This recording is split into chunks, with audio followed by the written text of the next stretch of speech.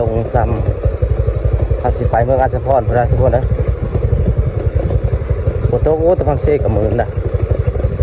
ถ้าสิมาใต้โขไม้โขน้อยนี่เนาะโอ้เอามาเห็นคนซ่อนป่านะเดี๋ยวเฮาสิไปถามเบิ่งเพิ่นซ่อนป่าเนาะ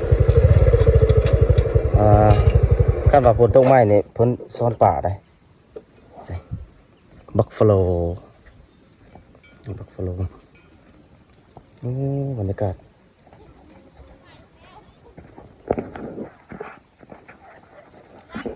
ทุกคนบรรยากาศดีแห้งหลังจากฝนตกมาเห็นผู้สาวซ่อนป่าบ้านสว่างเห็นผู้สาวซ่อนป่าพ่อแม่พี่น้องเดี๋ยวบ้านสว่างสิไปเบิ่งว่าเพิ่นสิได้ป่าน้อยป่าหลายจำได้เนาะสิมานบ่ป่าดอกแก้วหรือว่าป่าดอกแตงเนาะป่าที่ใสๆที่บ่มีขี้นะเดี๋ยวเฮาสิไปเบิ่งนะโอ้ดินทรายครับทุกคนเอาไปเฮ็ดเทิร์นเฮ็ดชาติก็ได้เลยนี่ทราย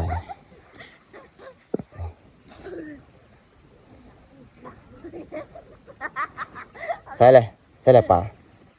ทึกบ่ฮะไม่ได้ผู้ไทยแต่แถวนี้ทุกคน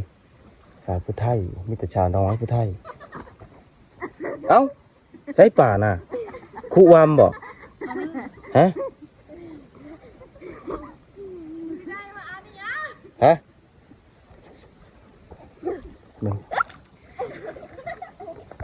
ซ่อนป่าพี่น้องป่าดอกแก้วป่าดอกแตง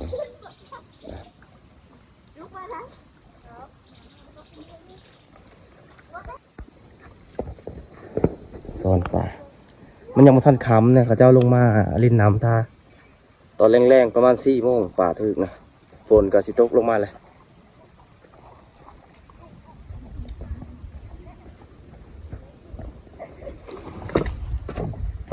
บนขัวนะโขไม้เดือด7 เดือด8นี่ก็น้ำสรุปไปเลยนี่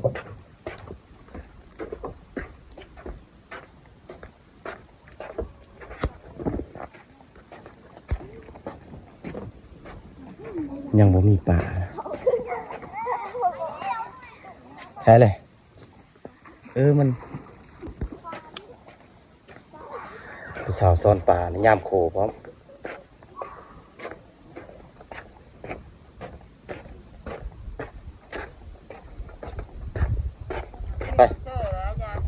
ไปประจับอึ่งได้ยินเขาว่าผู้สาวผู้นี้นี่ซ่อนป่าม้านสบายดีไม่เจอกันนานนี่บ่สว่างบ่เห็นโดนเลยน้องหนูนาคนสวยนะทำไมใช้ป่าล่ะป่าไปกันอึ่งปะกาเล่นคืนนี้ได้ปะฝนแห้งปะ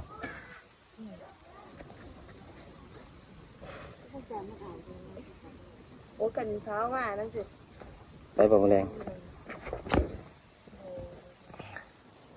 มาย่ำโคพร้อมเก็บเงินเอาเงินพร้อมแล้วก็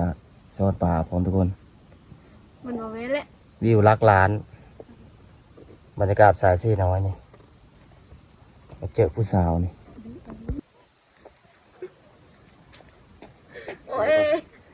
เพิ่นเพิ่นมื้อนี้เพิ่นมีสภาพเลยแบบหน้าตาแบบสวยเกิดนะครับพี่น้องผู้ว่ามาในคนมาความโผล่น้องหนูนาคนสวยนะเอาคือโปเก็บตังค์น้ำเขาแต่บ้านเฮา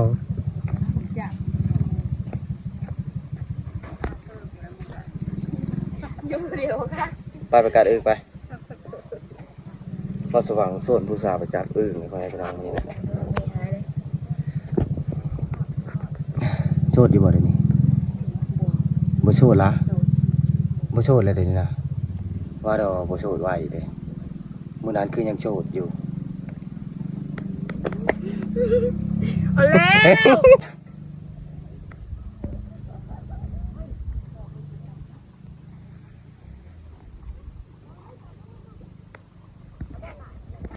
ล้วทุกคนสบายดีตอนเช้านะ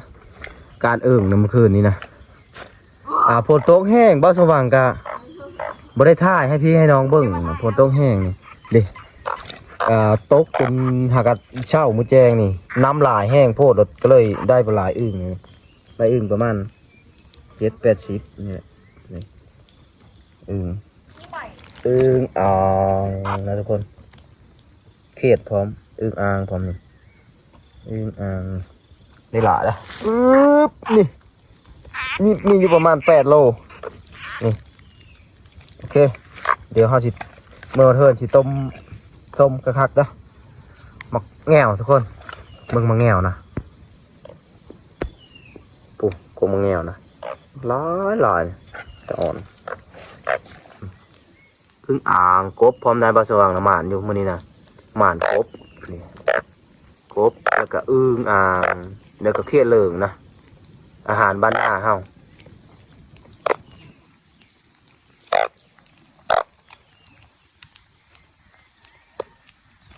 หมานเลยมื้อนี้นะเดี๋ยวเขาพาพี่พน้องไปตรงมะแง่วโอ้มะแง่วนี่สะอ่อน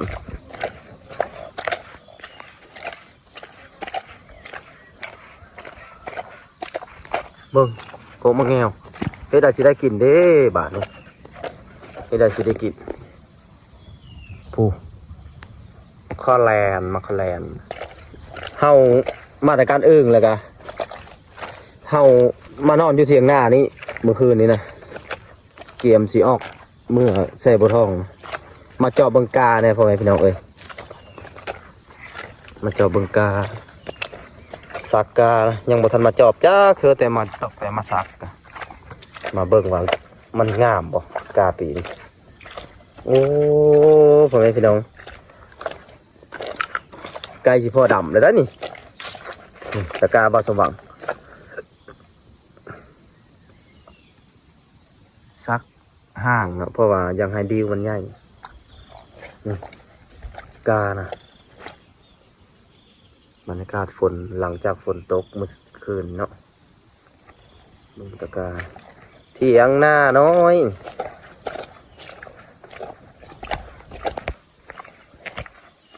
น้องมิวออกมาพาตะกาคนเดียวนะผู้บ่าวนี่มาพาตะกาซอยน้องมิวเลยเด้อหลานสาวบ้าวสวรรค์เด็กตะกานะ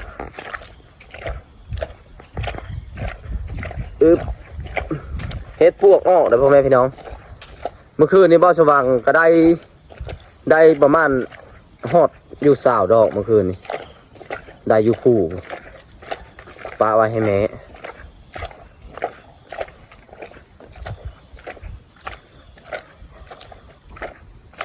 โอ้น้ำหนองสาบ่สว่างกันยังบ่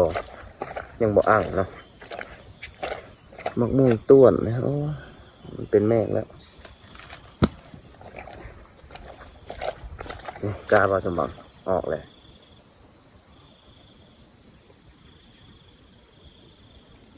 ตัวนี้กระแมนตัวนั้นกระแมน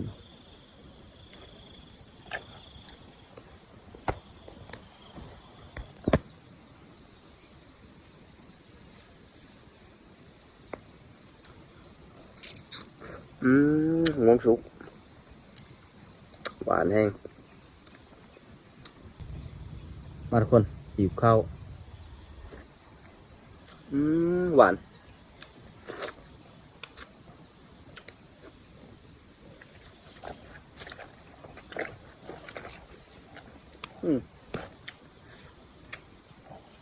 หวานแห้งอันนี้มากนี่ครับหากินจักต้นเลย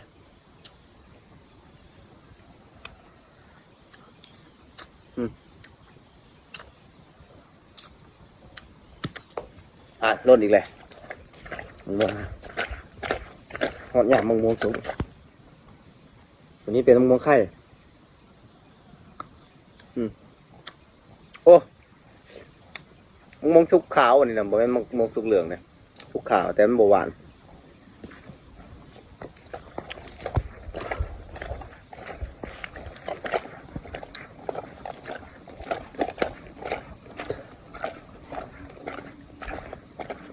เดี๋ยวเราจะไปเอามังแง่วจังไร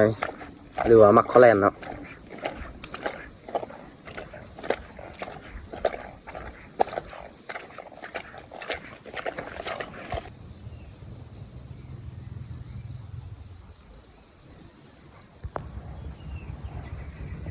ทุกคน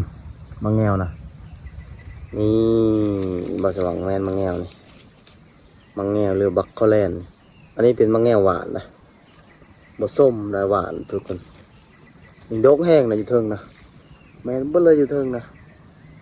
แต่บ่สว่างก็เอาบ่ได้เอาหลายบ่ได้นี่คันจะขึ้นเพราะมันมืนพอฝนตกแห้งนะมืนแห้งแดงเป้งมันมีแต่มากแง่วนี่มีแต่มากหวานๆเลยอันนี้คนบ่สว่างซ่อนป่าอันนี้จ้ะป่าดอกแก้วมือเช้านี่ซ่อนอยู่ซี่นะปลาดอกแก้วหรือว่าปลาดอกแดงพี่น้องทางบ่แน่ใจว่าพี่น้องทางฝั่งไทยเอิ้นปลาอย่างเนาะปลาอันนี้นี่ตัวน้อยๆนี่ตัวน้อยๆนี่มันอาจจะมันสิบ่มีขี้แล้วแต่หมาปลาน้อยๆนี่แซ่บก้อยดิบตำดิบก็แซ่บคล้ายๆคือกุ้งเนาะรสชาติแบบกุ้งเลยมันจะอยู่ในแหล่งน้ำจืดแล้วก็น้ำที่สะอาดมันบ่อยู่ตามห้วยห้องคลองบึงบ่อยู่แต่น้ำเซ่น้ำจืดน้ำใสน้ำธรรมชาติเนาะน้ำเลิกมันอยู่ป่านี่แซ่บรสชาติแซ่บมื้อนี้บ่าวสว่างสิก้อยสิตำกิน มาแล้วทุกคนถ้าตรวจสอบด้วยว่าได้หยังแหนมาคอยดูบ่จะวางมาตรการอื่นมาเบิ่งเด้อว่าสิได้หยัง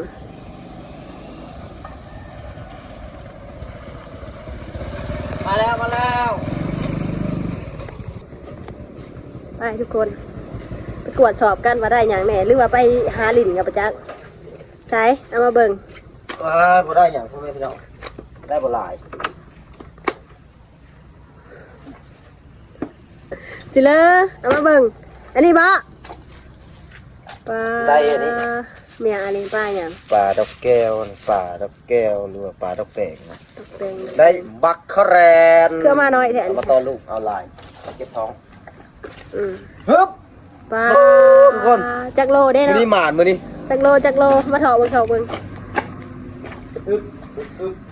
โอ้ย มันสิบ่เต้นไปบ่ ทุกคนมือนี้ก็ถือว่าหมานกว่ารอบก่อนในรอบก่อนบ่ได้อึ่งรอบนี้บ้าสว่างก็ได้ต้มอยู่ ได้บ่2 โล แต่ว่าได้เครียดหลายแล้วพ่อแม่พี่น้องเครียดนี่หลายได้หลาย ฮักแข็งมันละติ เดินมาเบิ่งกันนี่นี่หมานนะบ้าสว่างรอบนี้น่ะ อึ่งแม่ไข่ 50หมาน เอ้ยกระปาดไปแล้วปาดในไข่เครียดขาค่ำนี่โอ้เครียดเหลืองนี่เครียดเหลืองเดี๋ยวเอาใส่ยังไงโยเอา ไปแล้ว เอาไปแล้ว